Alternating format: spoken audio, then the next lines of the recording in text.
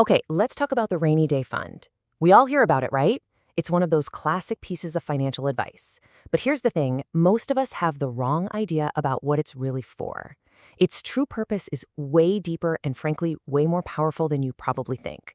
So, let me ask you, what do you think a rainy day fund is for? When you hear that phrase, what's the first thing that pops into your head? Take a second. I bet for most of us, the answer is pretty similar. You're probably thinking of stuff like this, yeah? The car breaks down, the water heater gives out, you get hit with a bit of bad luck. Basically, it's a stack of cash for when life goes sideways. And look, you're not wrong. But, and this is the part that changes everything, that is not its main job. Not even close. The most important thing a rainy day fund does has almost nothing to do with paying a bill. It has everything to do with protecting your single most valuable asset in a crisis. See, it's not really about the money. It's about protecting your ability to think clearly. You should think of it as a psychological tool first and a financial tool second. Because let's be real, when a huge, unexpected bill shows up or your income suddenly stops, what's the first thing you feel? It's not a calm desire to open a spreadsheet, is it? No. It's that jolt, that cold feeling in the pit of your stomach. It's fear. And it asks one question: what on earth am I going to do? That fear, well, it kicks off a really dangerous cycle. First, the interruption happens. Then, that fear response gives you tunnel vision. All your good long-term options seem to just vanish. And that panic leads you to grab the first, easiest solution you can find, which is usually a terrible one, like rocking up high-interest credit card debt or selling investments at the worst possible time. These short-term fixes create much bigger, long-term problems. And this is where your rainy day fund becomes the hero of the story. Its entire job is to be a circuit breaker for that fear cycle. It doesn't magically fix the problem, but it stops the emotional panic that prevents you from fixing the problem in a smart way. This right here, this shows you the critical mental shift.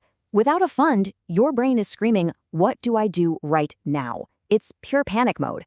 But with a fund, you've bought yourself time. You've bought yourself breathing room. And that allows the question to change to a much calmer, okay, what's the best decision here? That shift is everything. So, if the fund's main job is to stop fear in its tracks, that means it has to be built in a very specific way. There are 3 golden rules, and believe me, they're absolutely non-negotiable. Number 1, it has to be cash you can get your hands on instantly, no delays. Number 2, it can't be invested, period. And number 3, it is not there to be optimized for a tiny financial return. Its real return is an interest, its clarity and good decisions. If you hesitate for even a second to use it because you're worried about market fluctuations, it has already failed at its job. This is why it's so important to keep your funds separate from your day-to-day money. Your checking account, your usable cash, that's for operating your life. It needs to be flexible. The rainy day fund is for interruptions. It needs to be dependable, like an anchor. If you mix them, the dependable money always gets nibbled away by everyday operations. This same exact logic applies to your investments. Investments are assets, they have risk, and you can't get to them instantly. Being forced to sell stocks when the market is down is the very definition of a fear-based short-term fix we're trying to avoid. So your emergency fund has to be cash, no risk, ready to go at a moment's notice. So if it's not just a pile of money, what is it? The absolute best way to think about it is like a piece of high-performance engineering for your life. This is it, right here. Your rainy day fund is your financial suspension system. It's the shock absorber that sits between you and the bumpy, unpredictable road of life. I mean, think about it. If you were driving a car with no suspension, you would feel every single pebble, every crack in the road as a violent jolt. You get knocked off balance constantly. But with good suspension, the road is just as bumpy, but the ride feels so much smoother. You stay in control. That's exactly what a rainy day fund does. And this is the key takeaway.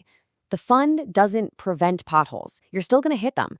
Bad things are still going to happen.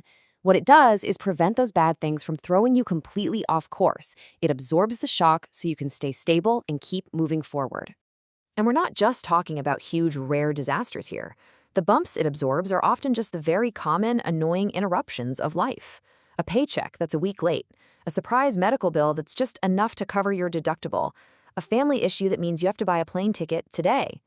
These aren't headline-grabbing catastrophes, but they are absolutely where people lose their financial footing. All right, so now we get the why and the what. We understand its true purpose. But this all leads to the biggest, most practical question of all. How much is actually enough? Because, having too little is obviously fragile, and you might not think about this, having way too much can create its own kind of stress.